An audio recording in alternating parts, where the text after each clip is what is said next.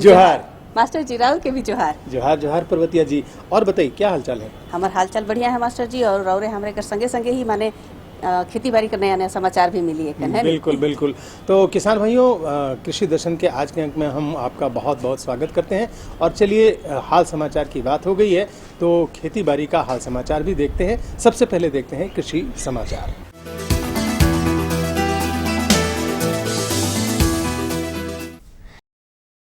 नमस्कार, कृषि समाचार में आपका स्वागत है। मैं हूं संयुक्ता।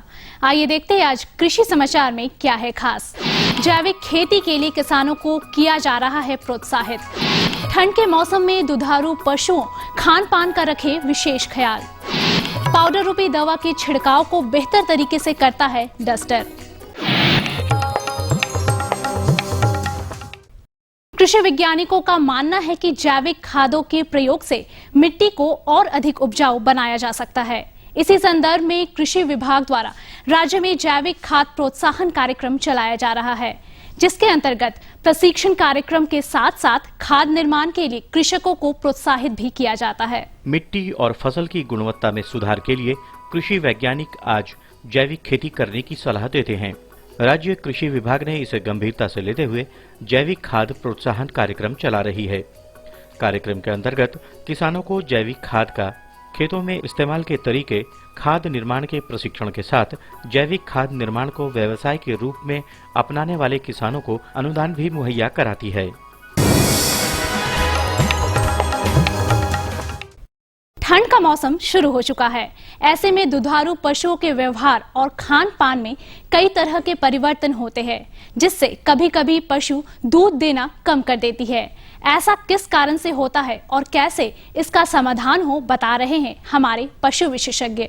शरद ऋतु के प्रारंभ में दुधारू पशुओं के लिए हमारे किसान भाइयों को ये ध्यान रखना चाहिए कि चूँकि शरद ऋतु में मौसम का तापमान कम हो जाता है और ठंड बढ़ जाती है, तो उस स्थिति में पशु जो है, मुख्य रूप से जो दुधारू पशु है वो ठंडा पानी देने से वो पानी की मात्रा का कम उपयोग करते हैं। इस वजह से हमारे किसान भाइयों को ये मतलब सलाह दी जाती है कि उस मौसम में कम से कम बहुत अधिक ठंडा पानी पशुओं को नहीं दे, और अगर पानी बहुत अधिक ठंडा हो, बहुत ठंड पड़ रही हो, तो पानी को हल्का गर्म करके दे, क्योंकि ये पानी शरीर के लिए बहुत ही उपयोगी है।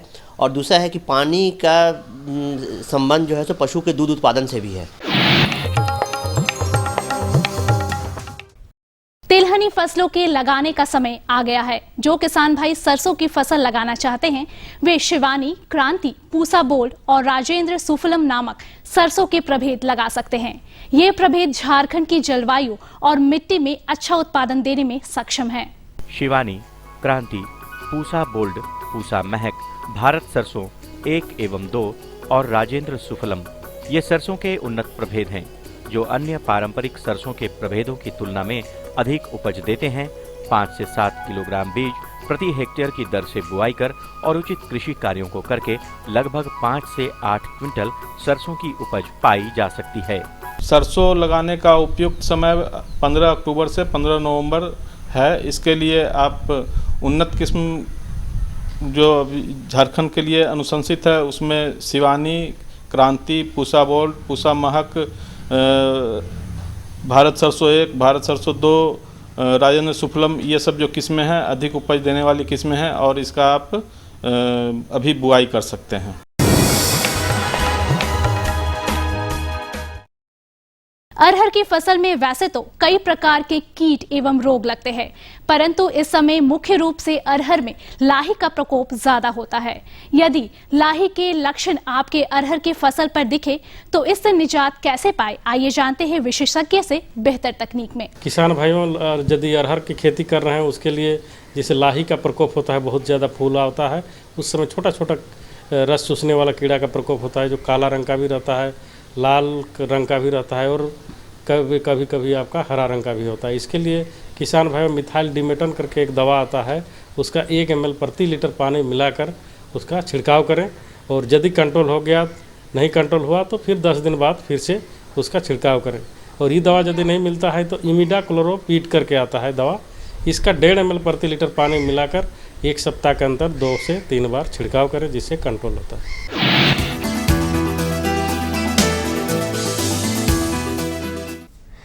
कीटों और रोगों के नियंत्रण के लिए फसलों पर दवा का छिड़काव करना होता है। पाउडर रूपी दवा के छिड़काव को बेहतर तरीके से करने के लिए कृषक डस्टर का इस्तेमाल कर सकते हैं। पाउडर रूपी रासायनिक दवाओं का फसल पर छिड़काव हाथों द्वारा करने पर बहुत तरह की समस्या आती है और दवा एक समान फसल पर बिखरता भी नहीं। इस कार्य को इस डस्टर नामक उपकरण की सहायता से करने पर दवा का एक समान छिड़काव पूरी फसल पर होता है और दवा बर्बाद भी नहीं होती और हाथों द्वारा छिड़काव से होने वाली परेशानियों से भी किसान का बचाव होता है।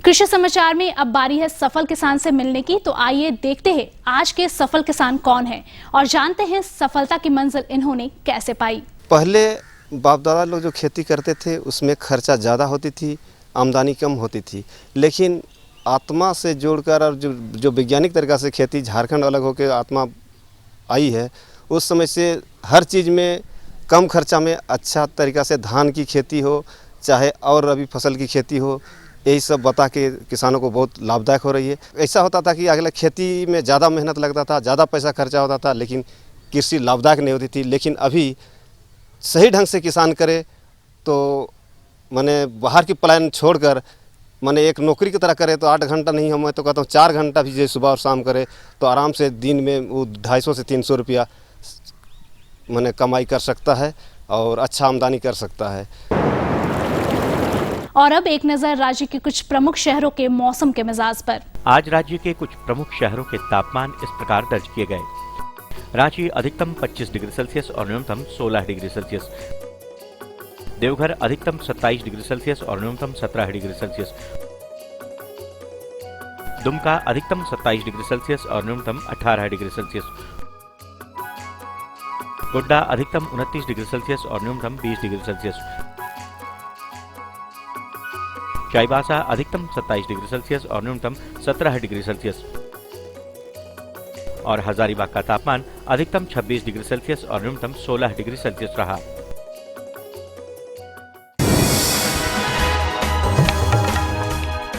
और अब मंडी भाव में आइए नजर डालते हैं अनाजों के भाव पर। आज सब्जी मंडियों में पूर्व की भांति ही तेजी का रुख रहा। आलू के मूल्य में थोड़ी नरमी आई है। इसके साथ किराना मंडियां अपने पिछले सप्ताह के मूल्यों पर टिकी रहीं। वहीं आज भी के कुछ प्रमुख अनाजों के भावों पर नजर डालें तो इस प्रकार रहीं। चावल मोटा न्यूनतम 1400 रुपए से लेकर अधिकतम 2200 रुपए। चावल मध्यम न्यूनतम 2200 रुपए से लेकर अधिकतम 2500 रुपए। गेहूँ न्यूनतम 1600 रुपए से लेकर अधिकतम 1800 रुपए। दाल अरहर न्यूनतम 5600 रुपए से लेकर अधिकतम 7200 रुपए। दाल मसूर न्यूनतम 4400 रुपए से लेकर अधिकतम 5600 रुपए। दाल चना न्यूनतम 3400 रुपए से लेकर अधिकतम 4700 रुपए। सरसों तेल न्यूनतम 8400 रुपए से लेकर अधिकतम 9500 रुपए। आलू न्यूनतम 1800 रुपए से लेकर अधिकतम 2400 रुपए और प्याज न्यूनतम 1800 रुपए से लेकर अधिकतम 2000 रुपए प्रति क्विंटल रहा। कृषि समाचार में आज इतना ही। अगले दिन अगले अंक में फिर मुलाकात होगी कुछ ताजा तरीन खबरों के साथ। तब तक के लिए दीजिए इजाजत। नमस्कार, जोहार।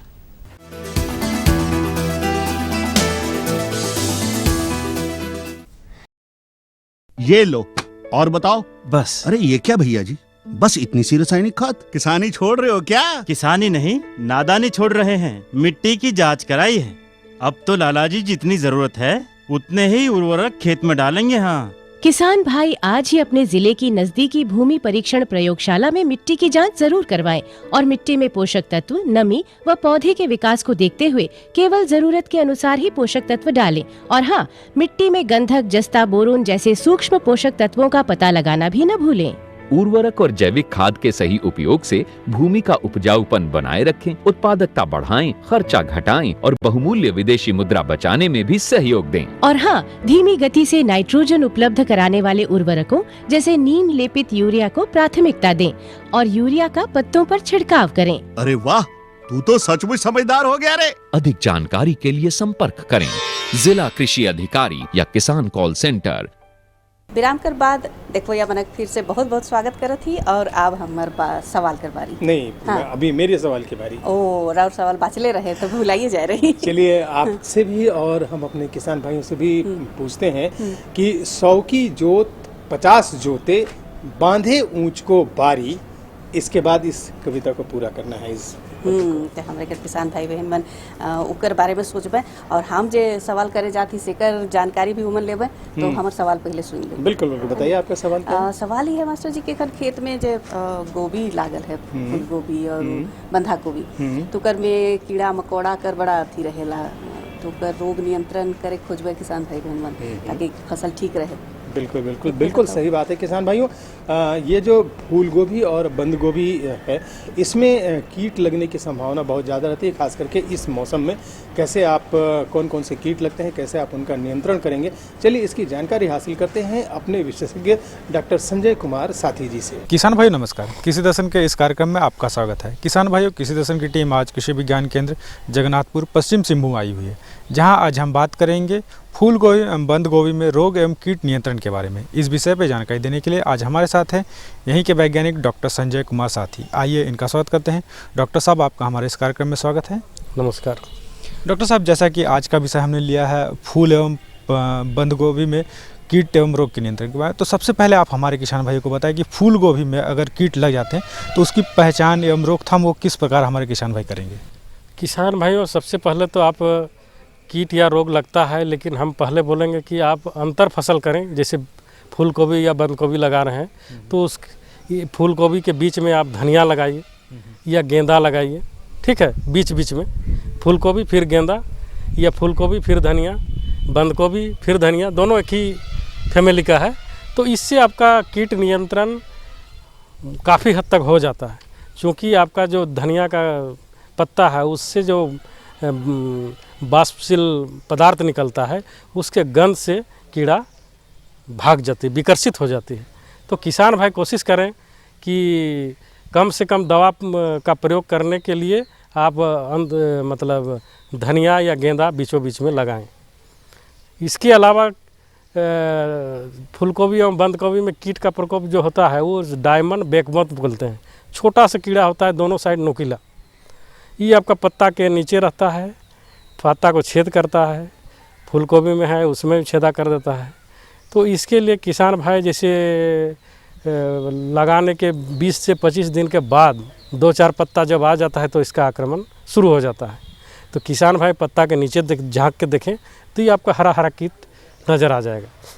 तो इसके लिए जो है किसान भाई साइपरमेथ्रिन करके दवा आता है, इसका 1.5 ml प्रति लीटर पानी मिलाकर जैसे फूलगोभी में बंद गोभी 20 से 25 दिन का हो जाए तब से 10-10 दिन के अंतर पर 2 से 3 बार छिड़काव कर दें। तो इससे आपका डायमंड बेकमत कीड़ा का नियंत्रण हो जाएगा। डॉक्टर साहब, हम आपसे जानना चाहेंगे, जैसा कि अभी आपने बताया एक डायमंड बेक करके कीड़ा का, अब बात आती है कि अगर इसमें रोग लगते हैं तो उसकी रोकथाम हमारे किसान भाई किस प्रकार करेंगे? जैसे रोग साधारणतः पाउडरी मिल्डू करके रोग आता है, जैसे सफ़ेद सफ़ेद टाइप का हो जाएगा पत्ता के ऊपर, पत्ता के नीचे, और धीरे धीरे पौधा जो है सो सूख जाएगा। तो इसके लिए उसको हाथ से ऐसे छूइएगा तो पाउडर टाइप का लगेगा। तो इसके लिए किसान भाई जो है सो सल्फेक्स करके आता है दवा, सल्फेक्स, इसका 2 ग्राम प्रति लीटर पानी मिलाकर उसको छिड़काव कर दे 1 सप्ताह के अंदर 2 से 3 बार, तो आपका ये पूर्ण नियंत्रण हो जाता है। इसके अलावा किसान भाइयों को जैसे आपका केबेज बोरर करके आता है कीट, माने बंद गोभी में बोर करता है, छेदा कर देता है, मोटा सा या अंगुली के मोटा के टाइप का काला काला होता है कीड़ा। फूल गोभी में भी आपका छेदा कर देता है केबेज बोरर। तो इस कीड़ा जब आ जाता है तो इसके लिए किसान भाइयों को दवा का छिड़काव करना चाहिए, जैसे ट्राइजोफॉस हो गया है ना, इसका 1.5 ml प्रति लीटर पानी मिलाकर छिड़काव कर दीजिए। तो 1 सप्ताह के अंतर पर या 10 दिन के अंतर पर 2 से 3 बार छिड़काव कर दीजिए तो कंट्रोल हो जाएगा। ऐसे किसान भाइयों को नीम आधारित कीटनाशी का प्रयोग सबसे ज़्यादा करना चाहिए। नीम आधारित कीटनाशी का प्रयोग मल्टी नीम हुआ, नीम गोल्ड हो गया, अचूक हो गया, ये सब नीम प्रोडक्ट दवा है। इसका आप 3 से 5 ml प्रति लीटर के हिसाब से जब पौधा का उम्र 20 से 25 दिन का हो जाएगा तब से आप रेगुलर यदि इसका 10 दिन का अंतर पर छिड़काव करते हैं तो आपका ये कीड़ा का प्रकोप नहीं होगा। तो कोशिश करें आप नीम प्रोडक्ट का इस्तेमाल करने, और यदि नीम प्रोडक्ट खरीदने का पैसा नहीं है तो इसके लिए आप खुद तैयार कर सकते हैं नीम बीज। नीम का बीज जो 1 किलो नीम का बीज उसको 20 लीटर पानी में चूर करके घुलाना है और उसको छान के छिड़काव करते जाना है। दूसरा है कि जैविक कीटनाशी है बेसिलस करके जीवाणु है, बेसिलस थुरंजिनेसिस क्रुस्टिक, इसका जो वैज्ञानिक नाम है, इसको ट्रेड नेम है डेल्फिन। इसका आप 2 ग्राम प्रति लीटर पानी मिलाकर इसका स्प्रे कर दें। जब 20 दिन 25 दिन का हो जाएगा तब एक बार, फिर एक बार 10 दिन बाद कर दीजिए। ये जीवाणु जो है आपका, जो हम लोग का फूल गोभी बंद गोभी में कीड़ा लगता है, उसी में बीमार उत्पन्न कर देता है उस कीड़ा को और मार देता है। इससे हम लोग का कोई भी अवशेष जो रसायन है वो पौधा में नहीं रहता है, और जिसके चलते ही बहुत ही सुरक्षित कीटनाशी है, जैविक कीटनाशी है, जिसका हम लोग प्रयोग करना चाहिए। डॉक्टर साहब, हम अपने किसान भाइयों की तरफ से जानना चाहेंगे कि शुरुआती दौर पर क्या सावधानियां बरती जाएं ताकि रोग एवं कीट का नियंत्रण हो सके। जैसे बंद गोभी और फूल गोभी में ज़्यादातर देखा जाता है कि आपका बिचड़ा तैयार कर रहे हैं, उसी समय डैम्पिंग अप, माने उसका जो जड़ और तना के बीच में गल जाता है और गिर जाता है। तो इसके लिए किसान भाई जैसे नर्सरी तैयार कर रहे हैं, बिचड़ा तैयार कर रहे हैं, उसी समय आप जो है 2.5 ग्राम मेटालेक्जिल का पाउडर का जो दवा है 1 लीटर पानी में घोल लीजिए। घोलने के बाद जो नर्सरी बेड बनाए हैं उसमें पूरा भिंगा दीजिए, पूरा कम से कम 15 सेंटीमीटर गहरा तक चल जाए। इसके बाद आप 1 सप्ताह बाद उसका उखाड़ के लगाइए, तो इससे जो डैम्पिंग अप है, आपका गलन रोग है, वो आपका नहीं होगा, जिससे किसान भाइयों को काफ़ी बचत हो सकता है, लाभ हो सकता है। डॉक्टर साहब, चलते चलते आप हमारे किसान भाइयों को और क्या सुझाव देना चाहेंगे ताकि वो रोग एवं कीट से नियंत्रण पा सकें। आपकी नीम आधारित जो भी कीटनाशी है उसका लगाने के 15 से 20 दिन बाद से छिड़काव करें, और अंतर फसल लगाएं। जैसे आप गेंदा या धनिया बीचों बीच एक रो फूल गोभी तो दूसरा धनिया, फिर फूल गोभी, ऐसी करके लगाएं, माने अंतर फसल। तो इससे बहुत सारा कीट का जो आकर्षण है वो विकसित हो जाएगा और आपके फसल में नहीं आ पाएगा। और जैविक कीटनाशी जैसे डेल्फिन हुआ, बेसिलस वाला, इसका भी आप लोग छिड़काव करें, तो इससे आपको काफ़ी फ़ायदा होगा, और जो रासायनिक अवशेष है वो भी आपका फसल में नहीं रहेगा, जिससे हम लोग का सेहत में भी अच्छा असर पड़ेगा। किसान भाइयों, इसके अलावा भी पोषक तत्व की कमी के चलते भी होता है। जैसे आपका फूल गोभी में पूरा फूल आपका भूरा भूरा ब्राउन हो जाता है, उसके बाद चिरिएगा उसमें खोखला हो जाता है, देखिएगा काला काला टाइप का लगेगा, ठीक है, पूरा फूल आपका भूरा भूरा हो जाएगा। तो इसके लिए बोरेक्स का कमी, जो हम लोग का पोषक तत्व बोरन है, उसके कमी के चलते होता है। इसलिए किसान भाई बोरेक्स का स्प्रे करें 4 ग्राम प्रति लीटर पानी मिलाकर। जैसे आप फूल गोभी 15 दिन का हो जाए उसी समय छिड़काव कर दीजिए, तो ये आपका बोरेक्स की कमी दूर हो जाएगी। दूसरा, यदि छिड़काव नहीं करना चाहते, कम से कम 1 चुटकी बोरेक्स आप जहाँ पर लगा रहे हैं प्रति थैला उसको डाल दीजिए, तो इससे भी आपका बोरेक्स से कमी दूर हो जाएगी। तो देखा किसान भाइयों, डॉक्टर साहब ने कितनी अच्छी जानकारी दी फूल गोभी एवं बंद गोभी में रोग एवं कीट नियंत्रण के बारे में। हमें आशा ही नहीं बल्कि पूर्ण विश्वास है कि डॉक्टर साहब द्वारा बताए गए तरीकों का आप अपनाएंगे और अधिक से अधिक लाभ कमाएंगे। डॉक्टर साहब, आप हमारे इस कार्यक्रम में इसके लिए आपका बहुत बहुत धन्यवाद। धन्यवाद।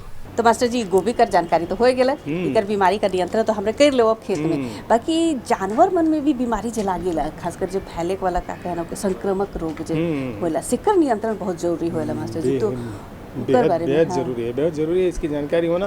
किसान भाइयों, अगर आप पशुपालन कर रहे हैं और ख़ास करके व्यवसाय के लिए पशुपालन कर रहे हैं, तो उसमें जो संक्रामक रोग लगते हैं, ये मौसम भी है संक्रामक रोग लगने का, तो इसकी जानकारी आपको होनी चाहिए। कैसे उसके बचाव करेंगे आप, उसकी भी जानकारी आपको होनी चाहिए, और इसकी जानकारी आज हमें दे रहे हैं हमारे विशेषज्ञ डॉक्टर असद हुसैन। किसान भाइयों नमस्कार, कृषि दर्शन कार्यक्रम में आपका स्वागत है। किसान भाइयों, कृषि दर्शन की टीम आज कृषि विज्ञान केंद्र जगन्नाथपुर पश्चिमी सिंहभूम में आई हुई है। किसान भाइयों, आज हम बात करेंगे पशुओं में होने वाले संक्रामक रोग एवं उसके प्रबंधन के बारे में, और इस विषय पर जानकारी देंगे हमें डॉक्टर असद हुसैन। डॉक्टर साहब, आपका हमारे कार्यक्रम में स्वागत है। धन्यवाद, और सभी किसान भाइयों को जोहार।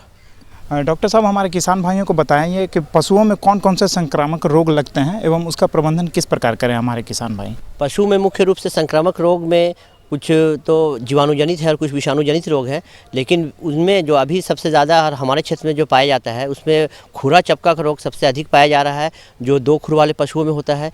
इस खुरा चपका के रोग में है हमारे किसान भाई सबसे, अगर इसका समय पे टीकाकरण नहीं करवा पाते हैं या अगर रोग हो जाता है उसका सही से समय पे उपचार नहीं करवाते हैं, तो उससे किसान भाइयों को सबसे अधिक हानि होती है, क्योंकि यह एक प्रकार से पटने वाला भी रोग है। अगर किसान भाई के पास 2-4 गायें हैं या जिसमें है कि अगर एक किसी गाय को खुरा चपका हो गया हो तो दूसरी गाय को भी खुरा चपका होने की संभावना रहती है। या थनैला रोग अगर हो गया हो, थनैला जिसमें थन में सूजन हो जाता है, तो इससे भी ये भी एक संक्रामक रोग है और ये एक गाय से दूसरे गाय में भी होने की संभावना रहती है।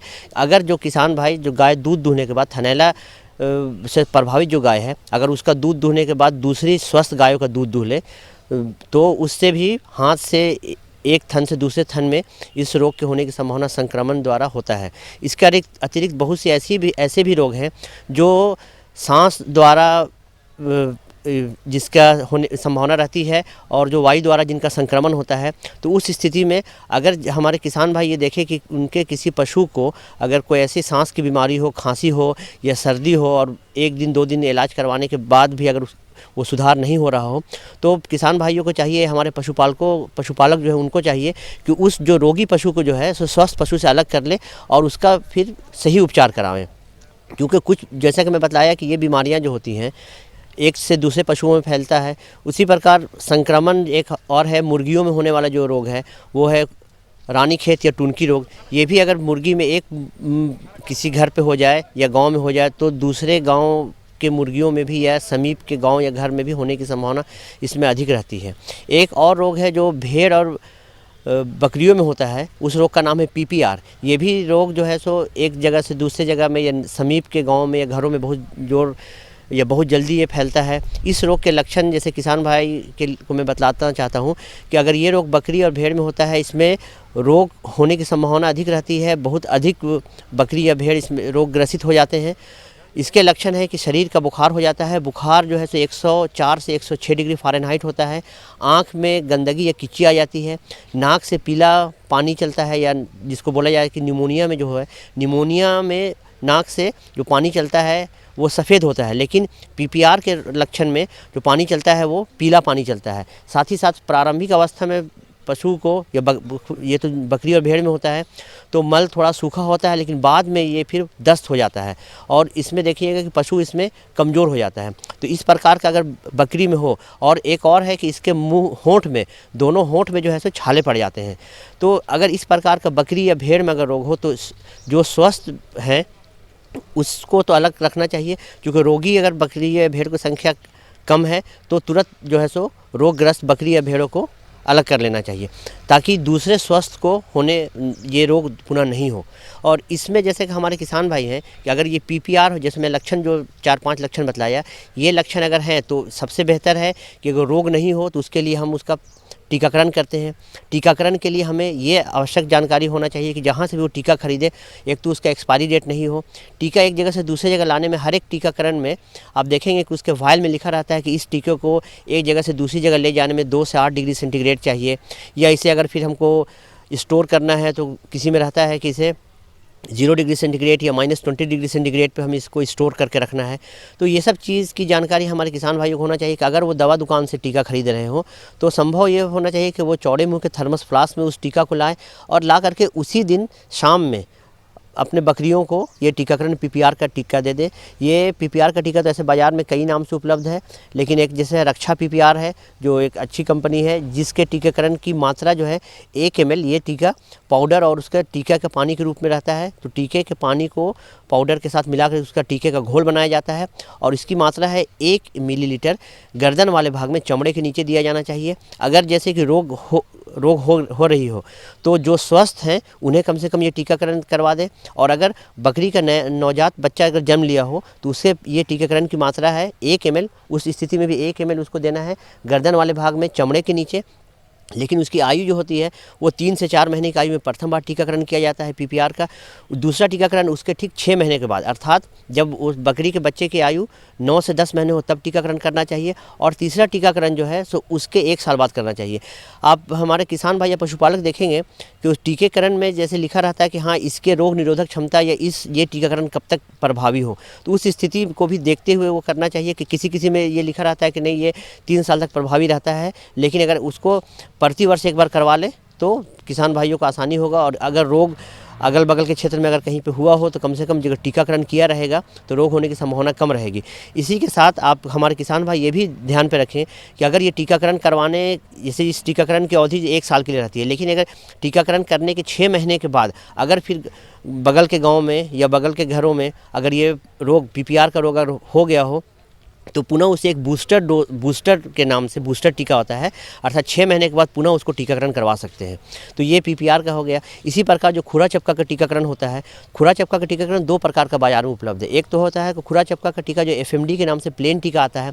दूसरा तो ये टीका जो है कि गर्भवती अगर गाय है, बकरी है, भैंस है तो उसे ये टीकाकरण नहीं दिया जाना चाहिए, अन्यथा उसका गर्भपात हो जाता है।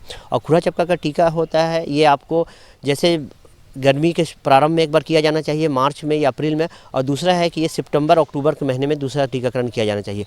लेकिन अब तो ऐसा भी हो गया है कि खुरा चपका का रोग साल भर कहीं ना कहीं अगर हो रहा हो तो जब भी रोग हो तो पहले तो हमारे किसान भाई या पशुपालक के खुरा चपका का टीकाकरण कर दे।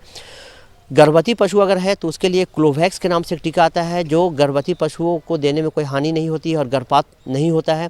तो उस स्थिति में हमारे किसान भाइयों से यह आग्रह रहेगा कि वो यही क्लोवैक्स का ही टीका लगावें, अन्यथा साधारण टीका अगर गर्भवती पशु को लगाने से उसके गर्भपात होने की संभावना रहती है।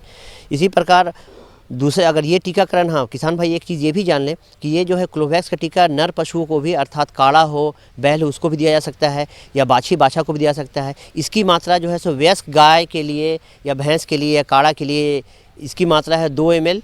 उसे गर्दन वाले भाग में चमड़े के नीचे देना है। और अगर कोई छोटा पशु हो, छोटा पशु से तात्पर्य है कि अगर वो गर्भवती बकरी हो, जो वयस्क बकरी हो जिसके शरीर का वजन 20 kg 22 kg हो, या बाछी बाछा हो जिसके शरीर का वजन 100 kg से कम हो, तो उसके लिए यह मात्रा 1 ml गर्दन वाले भाग में देना है, चमड़े के नीचे। तो इसमें हमारे किसान भाई थोड़ा सा प्रबंधन में भी ध्यान दें कि उसको स्वच्छ पानी दे, वातावरण स्वच्छ रखे, जहाँ पे भी पशुशाला हो वहाँ पे ढाल रखे ताकि पशुशाला को धोने के लिए जो पानी होगा वो पानी ढाल से एक किनारे में आ जाए और दूर नली द्वारा कहीं पे जाकर के वो एकत्रित हो। और साथ ही साथ जैसे ही गाय गोबर करे या बकरी की भेड़ाड़ी करे तो तुरंत जो है ना उसे हटा ले, अन्यथा उससे भी ये सब अगर पशुशाला अगर गंदा हो तो गंदा रहने से भी कई प्रकार के रोग होने की संभावना रहती है। किसान भाइयों, आशा करते हैं आप डॉक्टर असद हुसैन द्वारा दी गई जानकारियों से लाभ प्राप्त करते हुए अपने पशुओं को न केवल संक्रामक रोग को फैलने से बचाएंगे बल्कि उनको होने से भी बचाएंगे। डॉक्टर साहब, आपने हमारे किसान भाइयों को इतनी अच्छी जानकारी दी, इसके लिए धन्यवाद। हाँ धन्यवाद, और हमारे सभी किसान भाइयों को भी जोहार, धन्यवाद। तो मास्टर जी दियो जानकारी तो बड़ा बढ़िया से मिल गया, हमें अपन खेत में भी कीट प्रबंधन के लो और जानवर और हमें लगता है कि आपको मेरे भी सवाल का जवाब सूझ गया होगा। नहीं मास्टर जी, वह तो दिक्कत होला, राउरे जो सवाल करेला सेखे नहीं पूछे पारी हमरे।